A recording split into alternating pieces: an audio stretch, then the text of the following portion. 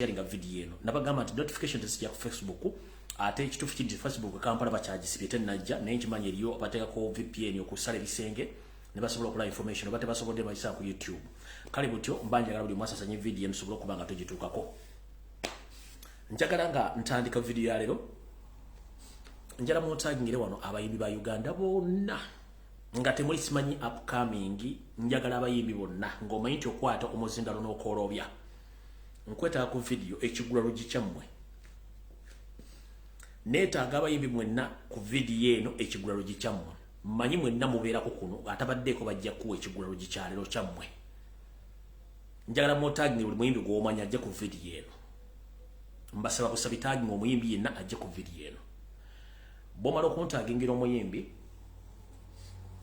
njagala mwotagingire yo seriti bahabula otabasula mutabani wa kale kyensere temuzizide nsanga bisibe na nyine kabuyonje etambula n'akabinja aka National Robbers Movement kabere ku video eno okuli ba minister okuli ba MP okuli ba chairman LC5 n'okuli n'abawujja obunyamanga ne kibawujja tebakyajime kuba inyama gye bawujja kati ewunya yava mu kuvaamu evumbe kati ewunya buwunya evunya kivundu kali mubampitire nga nabagisimu fungize tandike video yana mbwangu njala mwotagingire ba blogger bonna ab'ekibiina kya national platform bonna ba foot soldier njala babere ku video eno na message njala basindikira njala foot soldier babere ku video eno njagala na buli muna Uganda yenna ayagala enkyuka kikobere ku video eno tugenda genda mpola mpola tugenda jikwata mpola mpola tujja jigusa kati ndowooza njagala ntandike bulungi nnyo nga nsoko kwebaza eddakiika ziri nnya zokka ze nakakozesa njala okwebaza bana Uganda mwenna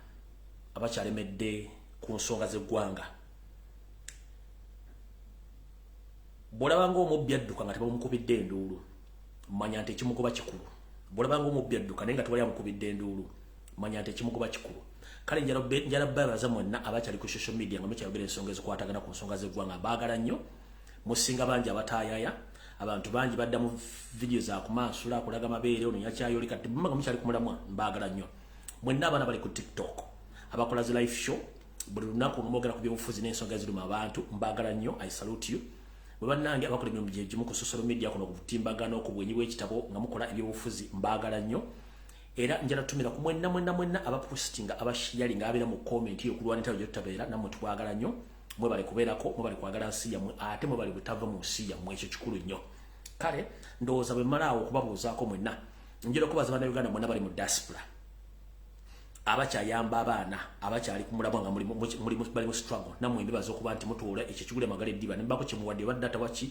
bwe bali nyo balirira temujjanga okwo kubanga tukimanyi nti abaana abamu tebalina serisi olaba beezawo naye mbanga mukyasobola okuba nga mbawo ekibagule amagala eddiba kiba kituufu nnyo kale ndowooza bwe mmala okuba nga mpisa abantu abo njala tandike bulungi nnyo video ya leero naye nga tugenda sooka ndowooza ku kigula tugenda sooka kalowoozo tugende ku kigula luggi nenga sinagenda kalowoozo eno message njagala egende buli muntu yenna ng'okozesa smartphone yo nga oyogera ebyo ebigambo abantu bagala okuwulira muno bakajagala bugende gye muli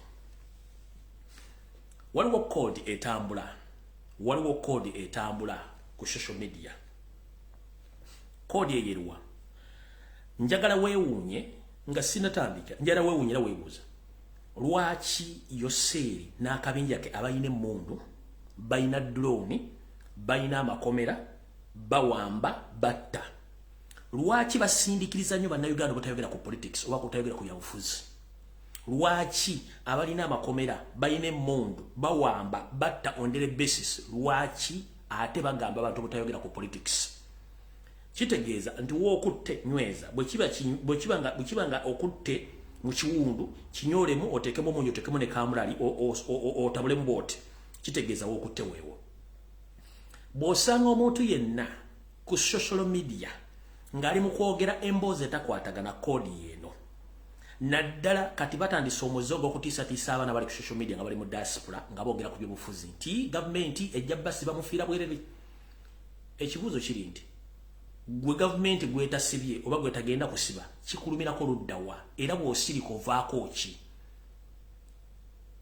nkibuuzo gwe gavumenti gwetasibye oba gwetatumye kwogera koodi gwovaako ki buli muntu amanyi obulumi bwayitamu okubeera mu nsi muno kati gwe obanga oli bulungi nga wagaggawala bobanga oli bulungi ngoli bulungi kirungi nnyo gwe n'osirika ku lwo leka abalala boogere kubanga si gwe aboogerera buli muntu waddembe okwogera ensonga gy'ayagala kati bw'osanga omuntu yenna nga gaaba na ku social media simanyi muve mu politics muleme kwogera ku gavumenti y'amaanyi gavumenti si y'amaanyi gavumenti yeggwe genda onoonye ekigambo kye bayita gavumenti bakikuvuunule mu Luganda bwe kiba mu Luzungu tusobola kitegeera gavumenti be bantu eri abantu ku lw'abantu kati gwe bw'ogamba nti tuve ku gavumenti obange yeevuddemu it's better weeveemu lumu gw'osirike webikke n'omutwe okole ki ogubikke bwe tunaba nga tumaze okuwangula tunaakuyita oluvannyuma n'ozuukuka kati tuba tumanyi kuvuunako kigo kye bayita gavumenti bantu ku lw'abantu eri abantu kyebavuunula ekigambo gavumenti kati bw'ogaa nti boogera ku politics oyala boogera ku ki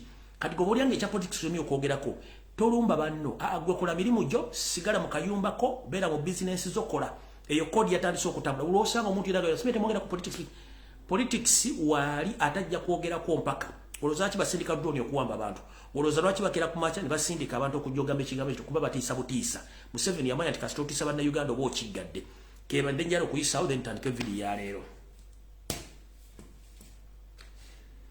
alright ndowooza njala tandika n'akalowoozo ka leero tulyoke tugende ku kiggulalogi akalowoozo ka leero njagala nako katuule mu yoseriti bahabula otabasimulatano wakaleseretalizezede sagabisibe nanyini kabuyonjo etambula kano bakakusaliremu amanya aba iso kwe bali aba semwayi wepo n'aba IT department kwe bali abakulira Kalisa jali Kalisa atali wa NBS muganda wa bakola mu State House wa IT consultant kwoli mukama onjagala akalowoozo kana akawulire bulungi nnyo ate muleme kwebuzabuzanga abafuka banaaba yoseri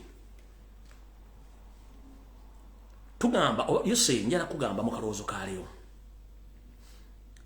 nti obukadde magezi naye nga mbuto wali ogalina obukadde magezi nga mbuto wali ogalina kitegeeza obanga mbuto wali musiru ne mbukadde ng'okuza otandise okubuulukuka oba omeze envi era ojja kubeera musiru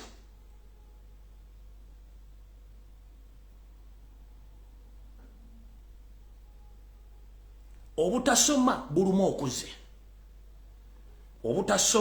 okuze kubanga osanga ebizibu bingi nnyo ng'okuze bw'obanga tewasoma butyo yoseri wabuzaabuza ensi nga tulowooza musajja mukulu otegeera kumbe omuto weetisse mwereere okuyiga kizibu kyo okutiisatiisa yenkola gy'okozesa ate obutasoma wabutukweka gwe nolowooza nti okwogera akazungu akamala nolowooza nti abantu tulowooza nti otegeera kumbe watotegererako ddala essaawa zino National Bus Movement muli mu kutambula mu Buganda kwetoola Masaka mugezaako okunoonya obulumukamu kuba campaign kati mukulu njala kutegeeza obukadde magezi nga mbuto wali ogalina ate obutasoma bulumu okuze essaawa zino oli mu kulambula Masaka ekimu ku kitundu ekya Buganda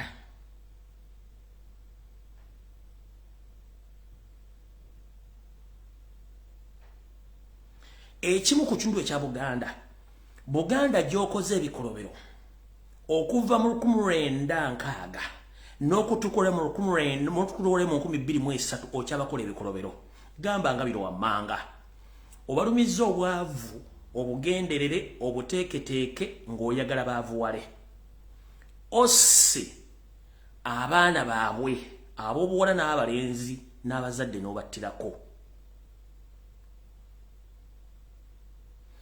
owambye ebyobugagga byabwe omuli amataka omuli obulamu omuli ensimbi enkalu osse ebyenjigiriza ne kituuka nti buli muntu yenna asanga mu ssemakati wa Uganda takyasobola kuba nti asaba mulimu olw'ensonga nti ebyenjigiriza bya munguuba ate nga buli kimu kyonna okyeddiza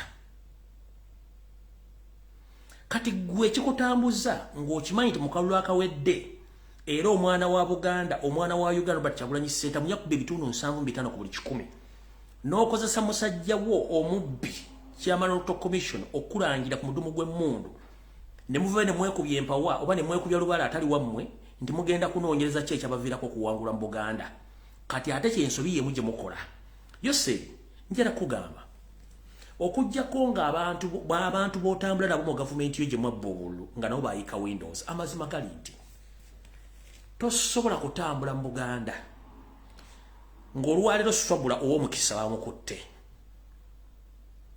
waliwo n'omuwala asimatusa okuttibwa abantu bali mu kwekuba masasi abantu bakyalya mmere ensi etabanguse nenge ekitundu kyonanyamu obulimu obululu oba kyonanyamu okuganja kyoli mu kutambulamu era kyoli mu kwogeramu ebigambo ebyo okujjako gwenga wayonka senga oba wayonka kojjaawo sina kindi nga tebakubikka buleesu oba tebakubikka busukka bweru tosobola kunga nti ekitundu kye wayavuwaza oba bbako ettaka oba sse oba mazeewo gwe n'ogamba nti mugenda okunoonya simanyi kubabuuzaako ki golooza buli muntu gwola bakusinikira erinnya ku mukolo gw'obwoyisoloza abaseka abantu banyiivu lwakuba tebakulaga golookuba mukera ku makya ne mukwata obuse ne mubawa bambi babazze kusunga nkubuuli baba bazze kusunga ne bw'onojjamu empale n'otambula ng'obulimu abuli wabweru nga n'akalyako okukalengejja yo sseeyo abantu baakukoowa baakoowa fabireyo baakoowa mukazi wo baakoowa mutabani wo baakoowa basajjammwe ababatuuzizzaako akazito okubatuusa okubaliisa akakanja mu nsi eyaabwe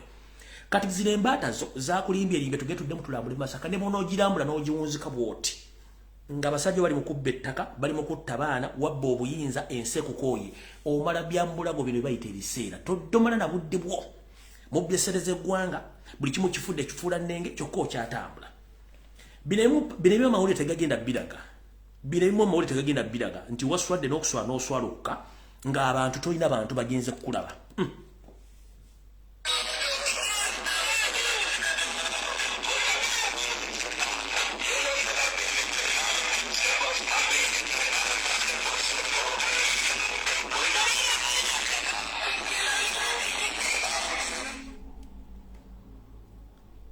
Bantu bogenza okulambula mbozebba bozaako nakumanya biki bibaluma otisa abaana baabwe ekonomi ogisse buli kimu okisse neero kyebuzaabuza ng'afukaana bateri yakwagala abantu baakukoowadda kyoba omanya gwe ne bw'onoolambula Buganda emirundi emeka omala bya mbulago awo sigenda kulwawo njagadde kutegeeza mukulu togezaako ne kakutanda mbusimanyi onoonya kalulu mu Buganda kuba n'essaazo ziweddeyo kyenkugambye nti obukadde magezi nga mbuto wali ogalina nenkugamba nti obutasoma bulumu okuze tosobola kukwata bisaati byo byeru n'otandika okutambula mu Buganda mbonoonya kalulu mu bantu bosse bojje ku mataka n'olowooza nti ensi ejja kukwagala abantu bala baseka kungulu naye munda banyiivu nnyo ate bakoowu nnyo ke kabadde akalowoozo ka leero kati njala genda ku kiggula luggi ndyoke mbawo information nve wano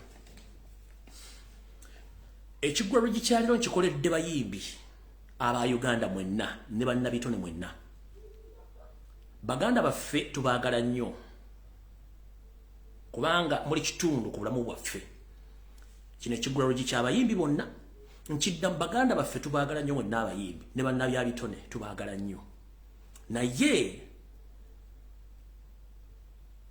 obudde butuuse buli muntu osaanye oddeyo mu kisenge ky'otuule osooke weetegereze ensonga nga bwe zitambula mbawulira bangi mwogera temuli bannabyabufuzi era temuli mbyabufuzi njagala owulize ekiggula luggi kino ekyolwale bulungi nnyo gweyita musician oba yeyita artist njagala owulize ekiggula luggi kya leero tujja kuvaala oli omu ng'ozze mu makaago ng'oteredde tutandise tuti bannabitone abayimbi bannayuganda mbalamusizza kansubye nti buli bulungi bono obubaka bwammwe mu kiggula luggi kya leero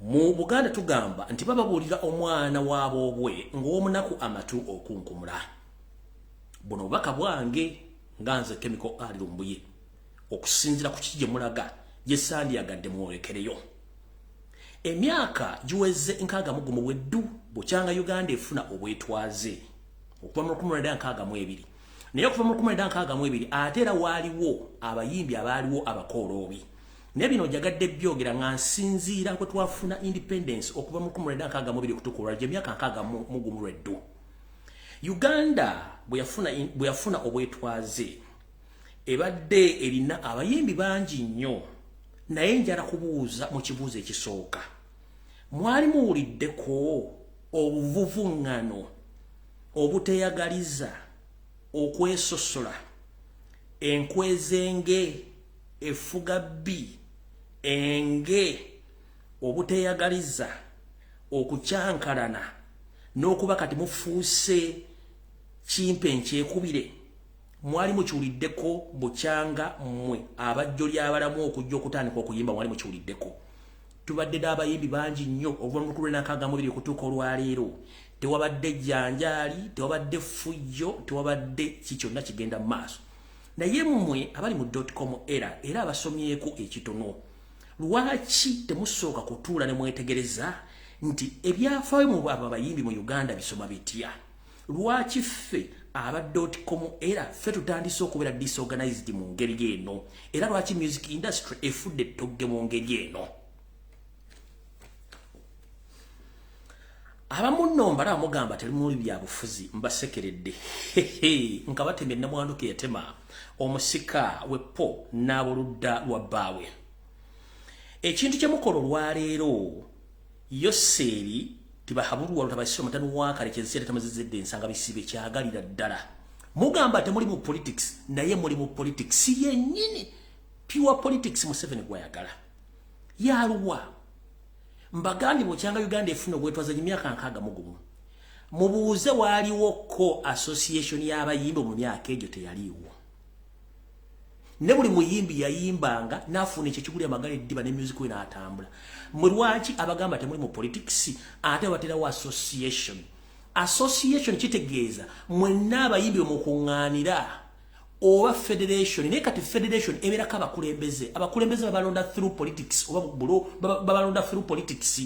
Politics gwe mutenda okuyitamu okuyita abakulembeze. Kati mwabawoza temuli mu politics. Kitegeeza Yoseri yabatadde mu politics we gwayagala owa divide and rule. Omusajja yabatadde mu politics we mwate mulimu olwa divide and rule. Lwaki ekibateekamu? Wano wetulaga. Ekisooka yamanya nti bannabyabufuzi bonna abasinga obungi mu Uganda amaze batuulira abataddeko envumbo. Teyamanya nti mummwe mujja kuvaamu omuntu ayitibwa Robert Kyagulanyi Ssentamu ate asingene nakusengwe ku bannabyabufuzi bonna abaali babaddewo amutawaanya olwando tenga muyimbi munnammwe. Bino byonna babibakoze nga basinzira nti bakimanyi nti mmwe abayimbi mwe musibukako okutambuza obubaka okwetoola Uganda yonna gyesibuka n'egyekoma ne gyeteeka ebigere ng'ofulumiza oluyimba lumu. Lutambula buli maka, lutambula buli simu, butambula buli radio, buli TV, buli mundu asobola okuwuliriza. Kati bwe yategeera nti omuntu asinga omutawanya ava music industry kyalina okukola kwe kuteekawo divide and rule. Nkugambye sente musooke mutuuze engalabi zammwe mwebuuze okuva mu 1996 okuva mu 1996 mu ebiri mu independence wali wabaddewo disorganization ng'eno, wali wabaddewo federation oba association ng'eno, tebeerangawo. Mwabava ne mwogera ekikindike mu temuli ba politicians temuli mu politics. Muli mu pure politics asinga no wafali active. Reason being ekisooka bwe tuba tunoonya ba artist mu Uganda oba bannabyabitonda abayimbi mwerabidde kike muli. Ekisooka muli kimu ku bulamu bw'abantu. Muli basawo, muli basomesa, muli buli kimu ekisobola okutambuza obulamu bw'abantu. Ekyo mukirabidde. Ne mukirekako ettoomi. Mwaddira obuyinza bwammwe ne bumukwasa Yoseri tibahabula ne muganda we sali musale. Eyo ni mwakola nsobi. Ekyokubiri, essaawa zino mwe kennyini muganye okwetegera mwe baani. Before nga temunnakola federation oba temunnakola association, sooka obuuze music industry ya America esobodde ddi okusurvivinga okutuuka ennaku zino. Sooka obuuze music wa Nigeria developing etya kutuuka awo. Music wa Tanzania atuusa atya awo. Owe Kenya atuusa atya awo. Babadde na association oba ne federation? No. Tezibaddewo. Kiki bakola? Bwabanga Yoseri abadde abaagala nnyo ne Sali Musale yakamala mbuyinza emyaka 37 lwaki teyayisa etteeka lya corporate n'aliyisa nga bwayisa amateeka gana ng'ekifuula nnenge? Kubanga bw'obeera ne corporate kiba kitegeeza teweetaaga federation, teweetaaga association. You own your own music, kye tuyita content. Mwe abayimbi ba content creator ne mulese content wamwe ne mutundayo ne mutunda rights zammwe zonna eri sitaani. Kitegeeza mugenda kubonaabona mufuuke ebisekererwa mu ggwanga nga tekyali abalinamu interest. One, mwe kennyini abayimbi muli kizibu eri bizinesi zammwe oba eri talenti zammwe mutya. Ntandise bwe nti the moment kasita tomanya kikyoli oba tomanya gy'olaga, mwe kennyini abayimbi mulemye okukola search nti omuyimbi ali ku international level alina kubehaving atya. Omuyimbi balina kukumanejinga. Who manages you? Kyebayita administration ng'eridingibwa manager. Ne mwe bannayuganda abayimbi, gwe muyimbi, gwe manager, gwe promoter, gwe producer, gwe songwriter, gwe marketing manager, gwe buli kimu oyagala okyeteekemu okitwale. So nga ate abayimbi bali ku international level, zino zonna kategori zenjogedde bazirina mu administration yaabwe era kyovula nti abayimbi abali ku international level togenda ku booking nga manager utategedde manager yamugamba tugende oba nedda manager yamubuulira bali boolina okusinkana manager yambuulira image rights ze manager yamugamba kino tojja kikola kino ojja kikola naye Uganda omuyimbi ye managinga yekka yerisa yekka yetambuza yekka yesuzana yekka ekisooka omuyimbi wa Uganda ye muntu ava ku level nga abadde mu ghetto nata chusamu wadde empisa okuva ku za ghetto nazisigalamu mpaka lwe bagenda omuziika kubanga talina kumanya nti bwe ntuuka nga nfuuse muyimbi public figure nina ebintu ebimu bye nina okusooka okwesonyiwa ekyo nakyo temukimanyi reason being nti mwe mulowooza nti you can manage yourself that's why nti buli muyimbi yenna ogenda kuyimba emyaka 2-3 oveeko abalala bajje era musigale nga muli baavu lwaki Museveni ne muto Salimu Saleba bajoga bamanya ekizibu gye kyava ekimutawaanya kyava mbayimbi era kimanyi nemwe mbayimbi banno eri abalina message musobola okumanya zibuusa abantu kati yasobola n'abakwada batekamu divide and rule kubanga kyeyagala njagala ombuulire kumwa akakiko konna ke baloze bayo bali mu kulonda ani yandyetaaza obukulembeze era obukulembeze oyagala bwaki ani yandyetaaza obukulembeze era obukulembeze oyagala bwaki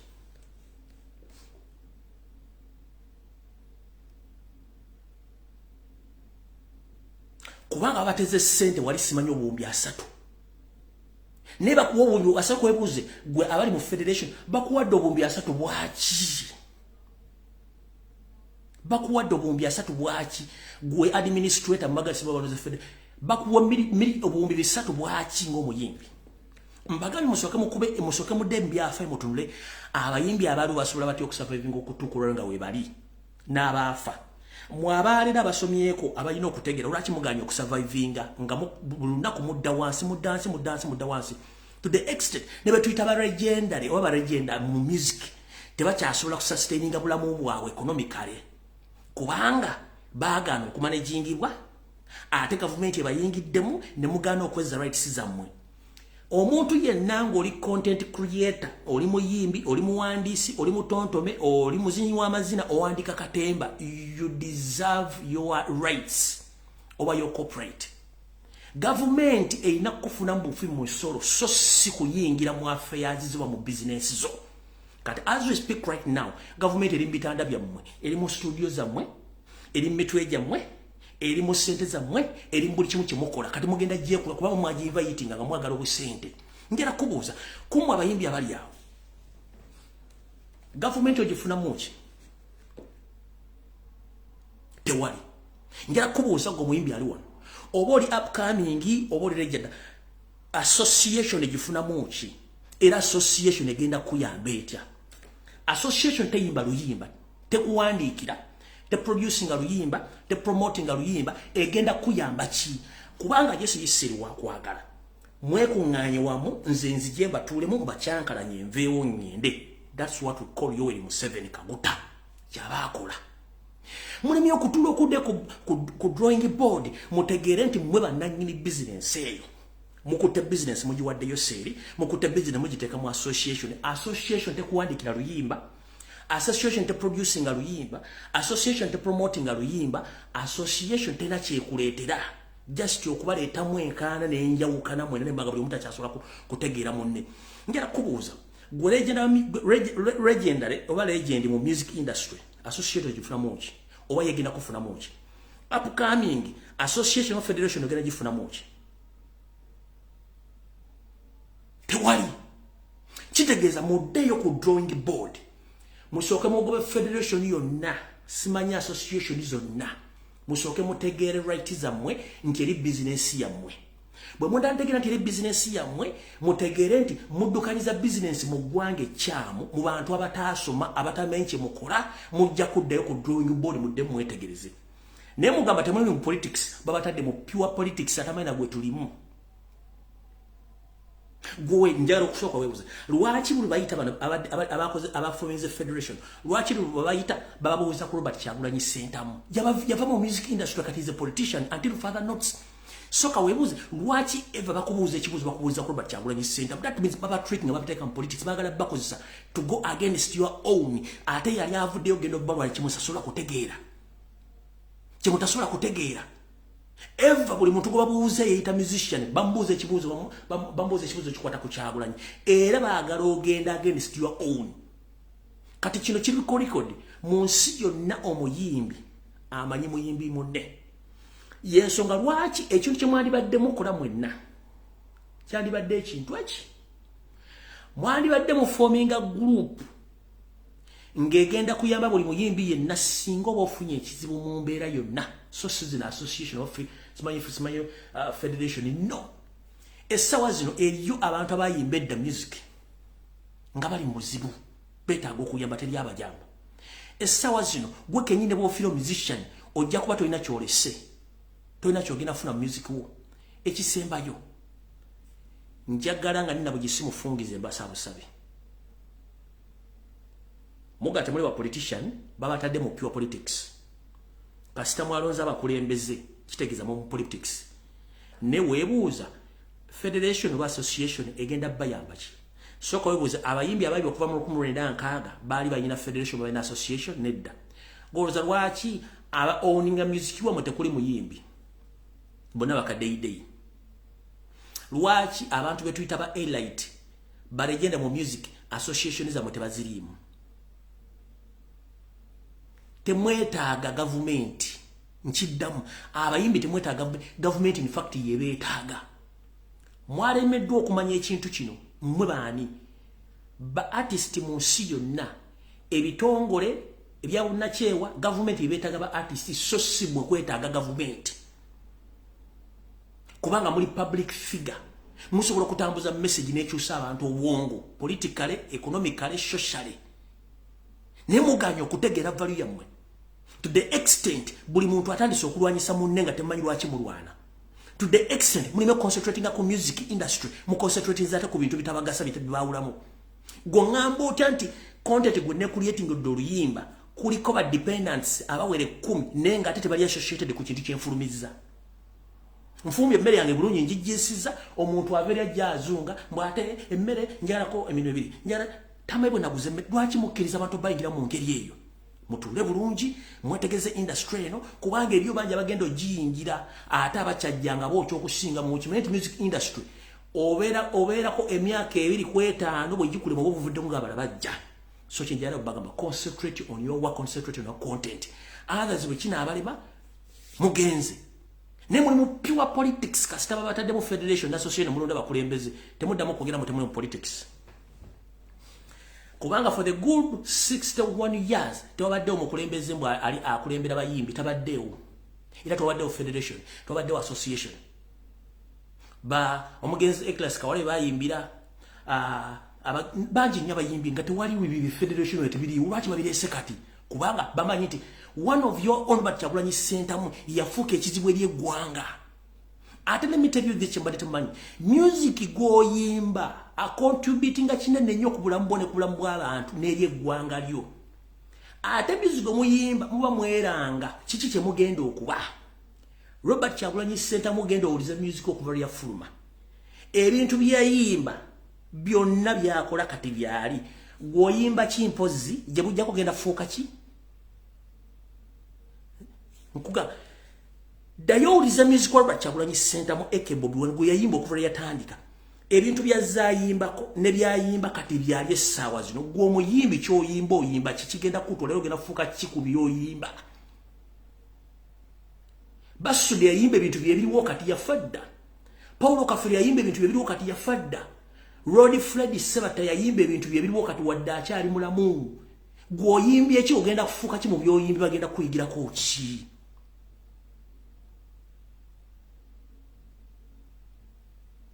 Kigulalo gikyaliro nkikomekereza Mukama bakengirize mwenna abayimbi nga temunnagwa mu bunnya. Kyekibadde ekigulalo gikyaliro. Ngenze ku information eyandese. Tutandise bwe tuti. Buno bubaka njala bugende mwenna eri abasirikale mu bitundu bino wammanga. Njagala police UPDF, SFC, military police. Njala mumpulirize bulungi. Kyebayita hero oba muzira bakujjukirako ekikolwa kye wakola ku lw'okutaasa ensi yo. Muganda wange eyeekuba essasi oba n'okuba kolegi w'omusirikale essasi togenda kufuuka hero oba hero, ogenda kufuuka ekisekererwa. Obudde bw'omala ng'oweepika olina obusungu ng'ogenda bumalira ku musirikale munno oba ogenda bumalira ku muntu wa bulijjo, togenda kufuuka hero era tebagenda kwogerako. Ngenda basaba n'obuwombeefu. Uganda ngeri mu katuubagiro ng'azina n'ow'enkufu. Kwate emmundu yo gy'olina tebakusasula musala okumala omwaka mulamba, olina abaana ensi ekutamye. Wadde Museveni wabeera tewaliiwo bakkirizibwa kuba na mmundu, lwaki ligateeke mu mpale omaze ogateeke mu kyembo omukube essasa aveewo, oba okuba ejjeneti oba okubaani oba okuba musali musale oba okumuhooza essasa omukube essasa ojja kufuuka hero waddala. Ebyo mwekuba yakubye amasasi, simanyi wakubye, simanyi dureva, simanyi wakubye security guard, simanyi nakubyani. That is nonsense and useless. Omuntu afuuka hero ye muntu akoledde eggwanga ekinene, so si mmwe abeekuba amasasi saawa zino. Police officers, UPDF, SFC and military police officers. A person who's called a hero is the person who saves the nation at a trying moment. As we speak right now, Uganda is in a trying moment. Please, don't shoot your fellow soldier. Don't shoot a civilian. Please look for a person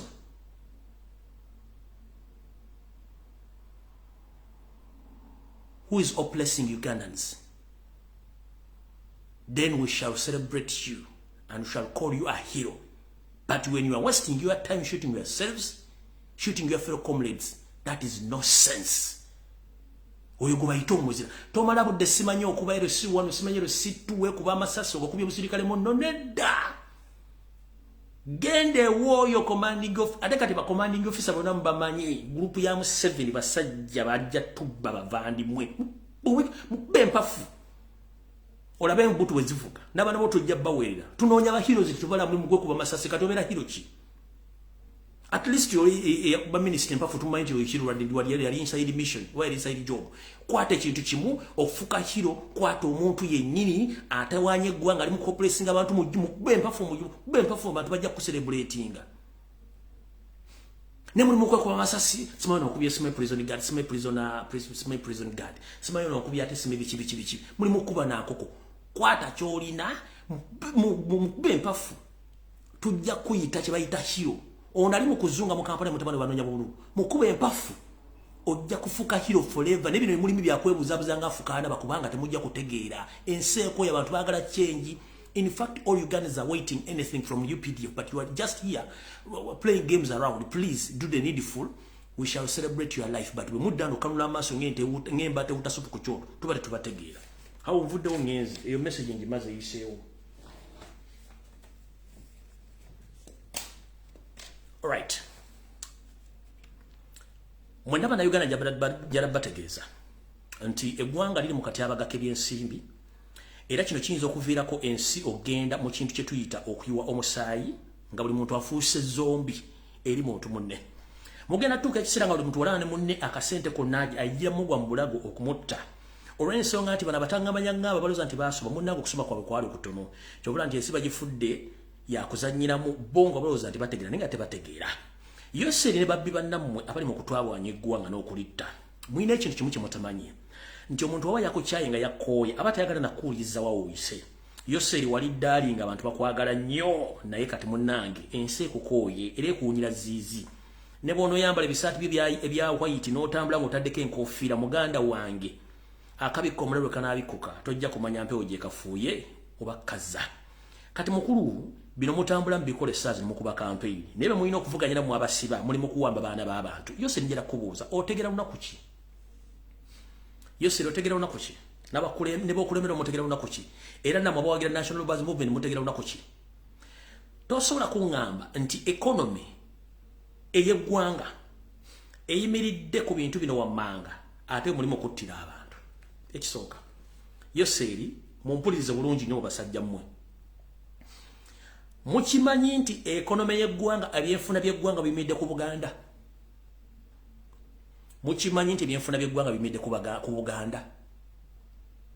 Buganda kye kitundu omusanjwa buli ggwanga eriri mu Uganda nga basisidde batudde bakola business nga tebabawuddeemu. Naye ekitundu kye bayita Buganda kye muli mu kufulutiza.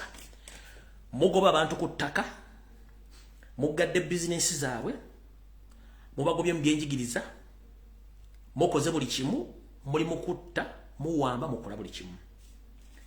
Ekonomi ya Uganda yimidde ku district zino wammanga ewali okutta okutemula n'okusenza abantu ku matako basenza akatono bajja mu business. Muno muli Kampala. Ebitundu nkaga ku buli 10 banna Uganda origino bavudde mu business zizemba Zaire na Banyarwanda.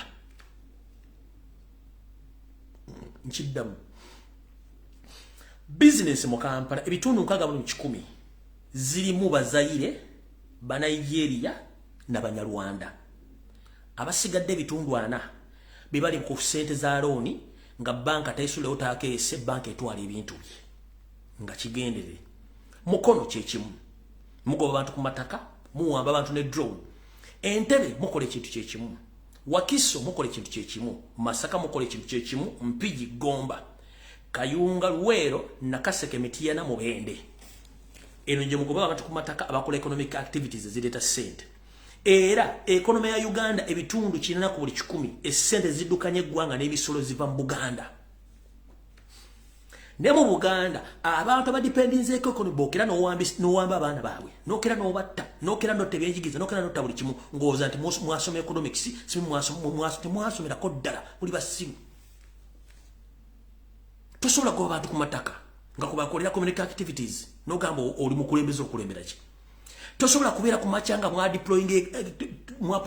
deployinga drones buli kaseera mulimu kuwaba baana b'abandi ku machano olw'eggulu. N'ogamba oli mu kufuga ggwanga ng'ate n'obuli mwabba bubbe. Mutambula mutiisatiisa abantu temwogera ku byabufuzi mwagala twogere ku ki. Gulwokumu mwakimanyiiza nti mukasita omuntu omuwa omwenge n'omukiiza ebbala zikole 24/7 n'okwogera ebyokuwulumula ku school aid ku TV ne ku social media mba mukimaze nti mwamu mukigadde.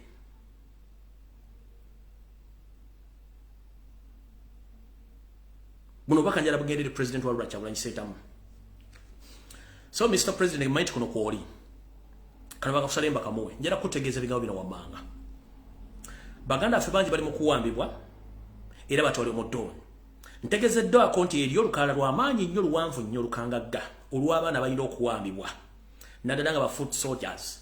Era nga abantu bano bamala kukolebwako profile okubatandikako banoonyerezaako ono yaani onaakola ki okujja obbawamba. Naye ntegezeddwa okusinziira ku sources zange nti ekiwamba abaana bano kisinziira wennyini mu nju yaffe mwe tutudde mwe tusinziira mu byobufuzi. So Mr. President nkusaba n'obuwombeefu nyamba onkolere reshuffle mu party leadership structure. Nyamba onkolere reshuffle ku secretariat yeyo. Gole banaddamu okukwata omwana. Bino byange manyi eno message yinza obutakusanyusa naye ate siriwo wano okusanyusa. Naye ng'ate TV bwe kubikira togisamba mugere. Ne Mr. President Mukulu Robert Kyagulanyi Ssentamu bino ebigambo byogera naye tebigenda kukusanyusa naye ate gye bujjako oyinza okufunamu n'okusinga nga bwe mbyogedde. Mukulu President nkusaba onjiire party structure yonna. Nkusaba onjiire secretariat. Okuwamba baana tekugenda kuddamu kubeera ku kimu mu nuupu wadde ku kitebe. Njala kuwa byakulabirako. Essaawa zino within the party structure media yo yenyini gye watandika ne bagiwamba yonna 90% bagiwamba. Media owning wakati ba individual abali mu party structures bagiwamba media yo yonna ba bloggers. Ba foot soldier 70% babakuwambako ba individual baba holding. These are the facts zenkuwa. Nkugabe media bagikuwambako 70% party structure yagiddiza. Ba foot soldier nawe bitundu 7 ku buli 10 babatwala baba owning oba individuals mu party. Njala nsooke nkuzeeko mabega. Njagala osooka otule mu ntebe yo ng'okutte ekikopo kye kyakaawa oba mu ddiro ly'osooke weetegereze olunaku lwe twatandika struggle abantu be watandika nabo bonna bali luddawa. Being it munnamawulire, being it foot soldier, being it individual abaali bazze n'amaanyi weya ng'oggyeko ziri enkwezenge zaagulibwa eriyo bannaffe bo ng'ekyabatabula secretariat yabagoba nga tebakyagitegeera party structure yabagoba nga tebakyagitegeera ne badda ebbali ne batuula bino nkugamba mukulembeze teryagenda bigamba kabere MP kabere blogawo abasinga obungi bakutya nze mbikugamba kubanga nkimanyi bikinvunanyizibwako kugamba bati batasobola kugamba nze nkuddamu kugamba tuyamba otuyire party structure bodda mule bawamba omwana awo mbaluka tuyamba otuyire secretariat bwabadda mule bawamba omwana awo mbaluka njagala osooka otule wofumitirize oddemu obuuze kiki ekyatuuka ku bantu bange bonna be nali ninaani yabangobako ani yangobako abantu bange ewaka wennyini ne mu diaspora ani yakugobako abantu bo Mr. President nze ndi mouthpick eyogerera abantu abatyo okutuukako abatakyasobola kulaba eri abantu bangi nga tebakyasobola kulaba babakujjako nkikuddamu babakujjako kati okuwako example y'ensonga lwaki babloga abamu tebakyakolera kibiina bakolera individual okuba defendinga olw'ebikolwa byekyambe bakola yensonga lwaki nti ate fa bapayo kwogera ensonga zina ate batusindikira abantu baffe benyiri betu batulanagana nabo gwe tula mu politiki wa Museveni gwe bakola kiba kimukolera so mukulembeze nkimanyi bino bigenda kunyiza tuyagala byo nojja biwulira ojja biwulira oba kukusalimba kakuweereze olwatta ssebo nalumanyi ne wakolawo ki guno gwe ndi mukola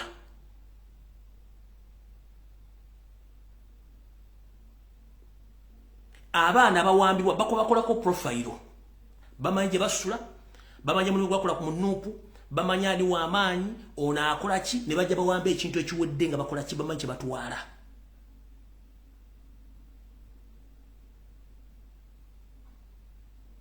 sebo mukama wange oba kambukuwadde nga nkutegeeza ekituufu otherwise nze sikyapostinga free gundi kubanga nkimanyi ekizibu kiri mu ffe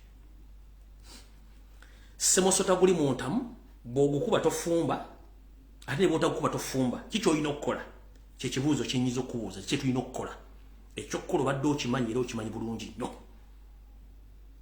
abantu bagenda kugaba abantu bakutyeko bate bakyakulaba nenze nkugambye nti abaana batuggwako bakuggwako olw'ensonga nti abantu ba individual ba owninga kati ba bloggers ba nuupu abantu ba individual bebawayo information y'abaana okukwatibwa ate nga bali mu party structure media bagikuwambako odhogonyira nti ogira bajjeko kakyali bagiwamba ekintu kiwasigaza security ebisigadde byonna ba individual babiwamba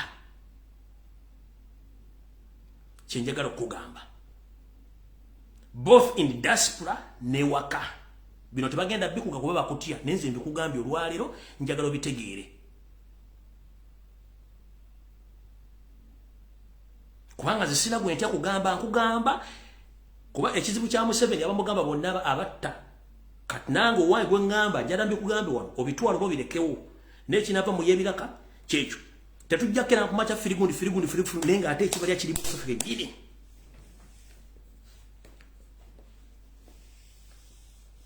ekiri abaana kiri mu ffe kennyini Mr. President nkusabye soko tundemu abaana bwatandika nabo struggle abatakusabanga data abatakusabanga za kulya abatambula bakozesa amafuta gaabwe abakozesanga buli kimu kyabwere where are they why is it right now but everybody is depending ku send if there is no money they don't work guli omutima gwalaga abaana balina omutima guli ogwasuka where are they were just away era baba scaring off ne bavaawo both mu media wa bloggers badai hard bani bonna kubanga ekizibu kiriwa kiri ku secretariat ekizibu kiri ku party structure bino tebajja bigamba kubanga abamu bagenda kutya ninze mukama wange mbikugambye manyi bigenda kunyiza somehow somewhere ne after days ogenda kubeera musanyufu nnyo ate ngo bitegedde ate nga nfundikira akanyumiro kunyere ku information gwakola olukala lw'abaana abalina okuwambibwa nga weesigamye mu nope munkumanyi byokola mbimanyi omanyi nkumanyi omanyi ne byokola mbimanyi n'ekigendererwa kyo nkimanyi ne bwe najja kuba nabagenja kudda mu gw'omunaana nga ndi mulala nnyo lwe najja singa temulekerawo kuwamba na kuwandiika abaana babannammwe bagenda bakomeza mu makomera ekiraba mu byebibya katamujja kunnenya gwawandiika abaana b'abannongo bawaayo babakwata ng'ate oli mu nopu weegendereze mayinze ekiwola bakikwatisa ngalo tokipapira banga ddene ntudde I'm watching each and everything. Don't think that I'm stupid. I'm not stupid. I'm quiet because I'm observing and I'm watching each and everything which is taking place. Someone in Noop has been paying huge amount of money, paying bloggers to go against me because I come out and I expose all the plans in a Noop against Mr. Robert Chagulanyi Seta, Mr. President. But for me, I don't care. Even if you abuse me, even if you do what, I don't care. If you see fako te India, just think what they Priya Mr. President Goloza Wachi ba blogger ba single bunja ate bakoso genda against the blogger bana bali mu Noop lwachi kubagati baba owninga media ba footsoil baba owninga secretary baji owninga pate baji owninga structures baji owninga eri abatagambwako n'abalina say, which is wrong. You have all the authority and orders as a president to do whatever you can do to change the rhythm of the party. Otherwise, if you fail to act, nagano kuddamu firigundi. Kumambanga anabye ne yiwe ttaka mu mbugu kiba tekijja kukola. Museveni yakugamba nti oba yayogera bwati, the moment I smell a snake, I deal with it immediately. That's why ndemusiko buli muntu yagenda nga ne bagenze wabo for 3 hours okudda nga amujjawo. Era Museveni bwamanya ba meeting mulimu ensowole agijjawo. Bwamanya tunagera mufukira tabbu amujjawo. That's how Museveni wasobola okumanajinga obulamu bwe nakati na wali bwali. Buntu bamulanga ofuse threat nga akujjawo. Net the moment oganti mu politics tebetegereza ka stories ekintu tunde mu dakika 2-3-5 wetegereza ofunene bikwatagana ku story. Then you could decision. But the moment you don't make decision, how would they cut in the consuming endala? Nze bya firigunda bikowa.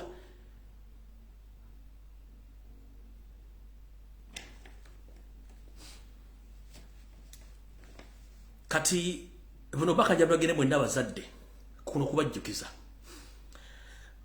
Nkoze video eziri mu 10 n'abantu bakola video nga bajja basomesa ku plan yayo seri y'emyaka 50 eyokufuga eggwanga. Biki ebyali mu nteekateeka emyaka 5 n'ebigendera byo byali biki? Ekimu ekyali ku nteekateeka eyo myaka 5 kwalimu okutta ebyenjigiriza. Lwaki batta ebyenjigiriza? Babitta nga bakimanyi nti balina ekigendera ekyabwe nga bo kasoke nkibanyonyo ekisooka botta ebyenjigiriza kiba kitegeeza bagenda tutuuka ekiseera bo bajja tebasomye ne bafuna omukisa ne basomera mu office ezo era ne degree esinga obungi bafuna zaabwereere. Gwe munnayuganda ospendinga ssente okusomesa omwana okufuna degree basomera ku scholarship za State House oba eza ministry. Gwowo okwata ssente otunda byonna n'okola n'otunda n'oweerera omwana. Wetwogerera amawulire gafulumye bagamba nti degree za Uganda zonna ezisinga obungi zaggwako dda ne course ze basoma zaayita. Nzaabuuza miliyoni ne miliyoni z'abaana bonna basoma course ezo degree zaabwe zikyali valid oba nedda? Kitegeeza mwasoma mpewo. Tuddayo tutya? Baba kujjeko rights ez'okuba nti oli muyigirize kubanga balina mission nti kigenda tuuka ekiseera ng'omuntu yenna okwesimba okufa kyonna ekyobuvunaanyizibwa oteekeddwa okuba nga olina diguli. Ng'owa senior 6 tokyasobola kwesimbawo ne kuba MP nga obe kwa president ng'olina kubeera ng'olina digiri. Bameka abalina digiri mu Uganda kati badde bazina bagenda nti zonna kosi ze mwasoma ziri expired. singa bana abasajja bali bagala kutumbula byanjigiriza bandi badde bakyusa dda syllabus kubanga tosomesa kintu kitalina katale tosobola kusomesa course nga teyina katale nti omwana bw'amala osoma course eno agenda kukola omulimu gundi weegulina edda bakikola kagendere musome kasasiro yenna mutuuka okuba nti bagenda kuwipinga out course ezo zonna baziyite nga ziri expired nga ne degree gy'olina olina byeyalyanswa kyekigenda maaso olwaliro kyekigendera kya Museveni gwe weewuunye lwaki yaddira Minister of Education nga mukazi we senior to drop out nga yakulya Minister of Education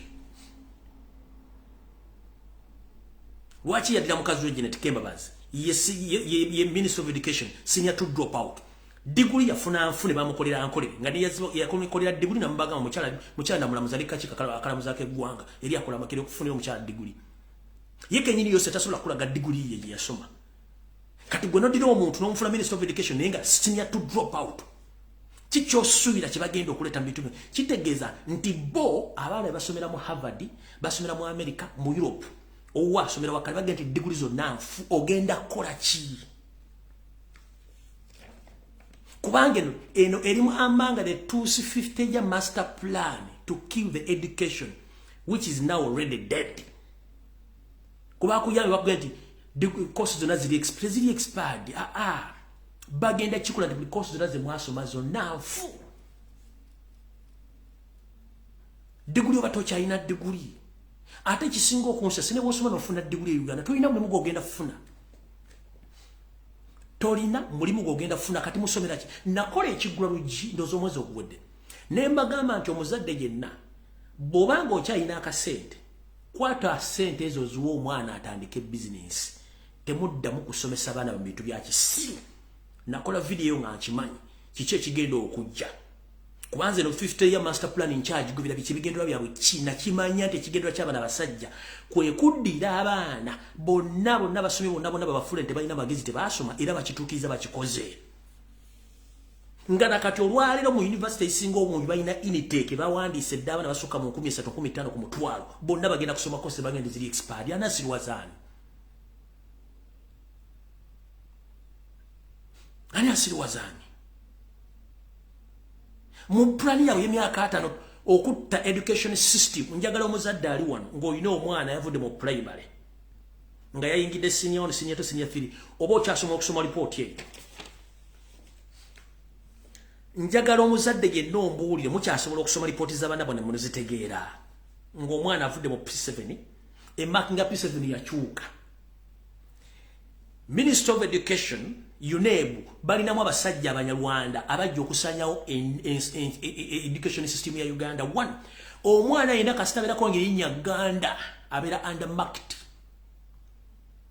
Ino information njiba wansinzira munda mulimu nyini Minister of Education ne UNEB omwana yina ngalikerinya Uganda maxizo ku UNEB level baku undermarking to make sure they frustrate you okuba nti maxizo bagala tosijja zifuna. Being it P7, being it senior 4, being it senior 6. Echonga kivuddawo. Ba making sure nti enamba z'abaana abafeiringa zisinga ez'abaana ziba zaagala kukwatagana enamba ez'abaana abayise. Goloza bonna abaana ababatudde babasiru. Oli yasoma okuva mu nursery, nayingira P7, nayingira senior 4, nayingira senior 6. Lwaki buli mwaka enamba z'abaana abagwa zeeyongera ziba zivuganya n'enamba ezayise.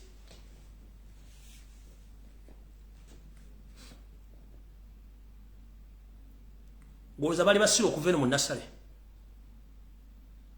Nkubuuza bali basiro okuva mu nasale. Waliwo omusiba asobola okuyita P7 najja n'asobola senior 4. Waliwo omusiba asobola okuyita senior 4 najja n'agula mu senior 6.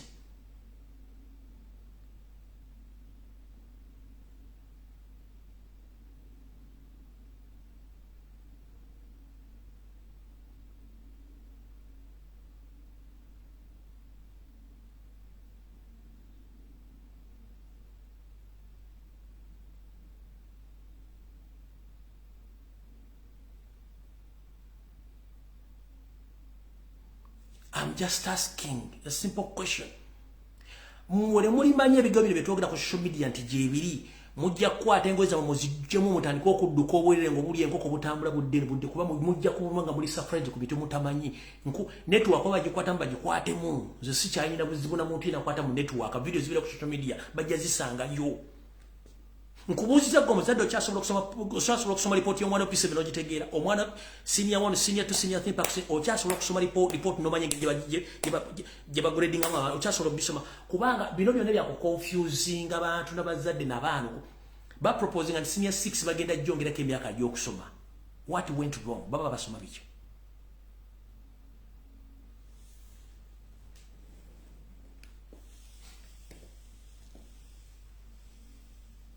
kubanga temanyi system y'abaana the 2C master plan the 50-year master plan ya kusula education system ya Uganda which is already done. Huyu akugambye Kalyango akugambye nti report card tezikyategerekeka tosobola zisoma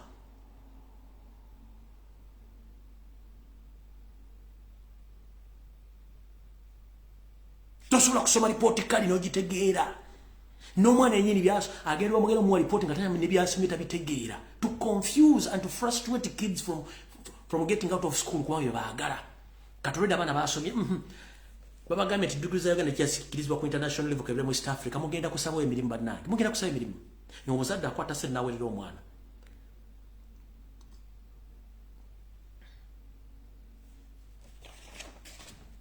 mudemu na videos tubagamba zonna enkadde mu system yawe ya master ya 50 ya master plan to dynasty mujja tegera ekizibu kiribu ekiti baddira ne bateeka abantu mu Ministry of Education UNEB okola emirimu gyabwe naddira akulira Ministry of Education Janet schools is to drop out yabakuli education buli kimu kye baagala bakikola mbagambi baddidde education bagitaddemu abantu baabwe okwanda marking abaana bonna basangibwa mu Buganda okumakinga sure basuula courses zonna ze musome kati ziri expired kitegeeza degree zonna ze muyina nfu baba na abaana bano be makerere ate muyinza okugaa nti abyogera boninyi beekalakaasizza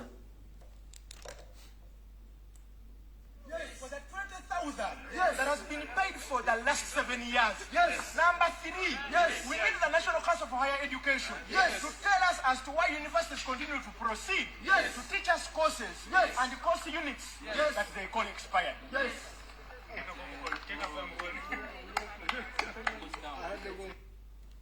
Kanji baddiremu bano baana be bakere nga bali mu kwekalakaasa ebintu basoma tebabitegeera yino kanji baddiremu for the 20,000 that has been paid for the last 7 years. Number 3, we need the National Council for Higher Education to tell us as to why universities continue to proceed to teach us courses and course units that they call expired.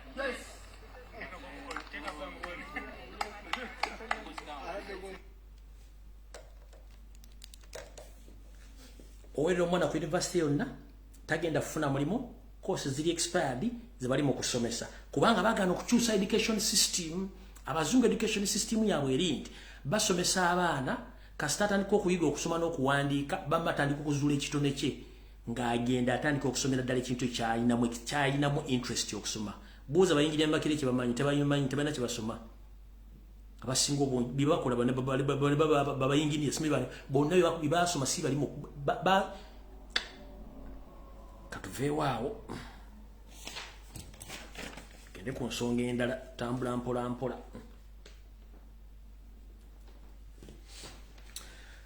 kansubire nti judicial oba judiciary abakungu bano kwe bali okuli chief justice okuli ne permanent secretary omukulu Pascal Girimana omubbi kungwa ngera tegeze gwanga mwina kimutabanyi bambi kibinyo driver oba dereva eyavayo ne yemulugunya ku nsako entono emuwebwa atenga tewemwebwa mu budde ngono yali muvuzi mu kitongole ekye byobulamuzi wetogere sawa zino omuvuzi ono w'emmotoka bambi bamututte eruzira ne bamusiba naye ekisinga okwewunyumya ekisinga okusesa dereva ono yasibiddwa nga tekuliko court order yonna nga tekuliko police order ani yakikoze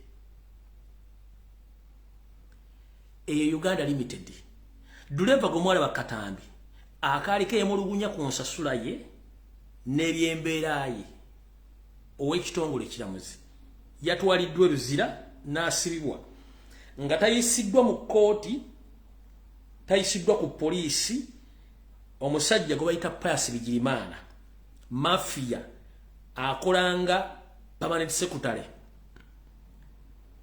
ye yakoze ensonga zino. Pius Bigirimana mumujjukira mu manyi bulungi nnyo. Baani abaleta Pius Bigirimana? Mu Uganda mulimu akabinja kaba mafia abakola ebintu byabwe nga neyo seri tabimanyi. Muno mwe muli Mwesigwa Lukuntana, mulimu Kahindo Otafire, mulimu Salimu Sare, omugenzi Keith Muhakanizi tunyo mix yafa. Kuliko Jim Muhwezi oyo eyefuula ng'essalambu eri enseke mbotalaba ng'ate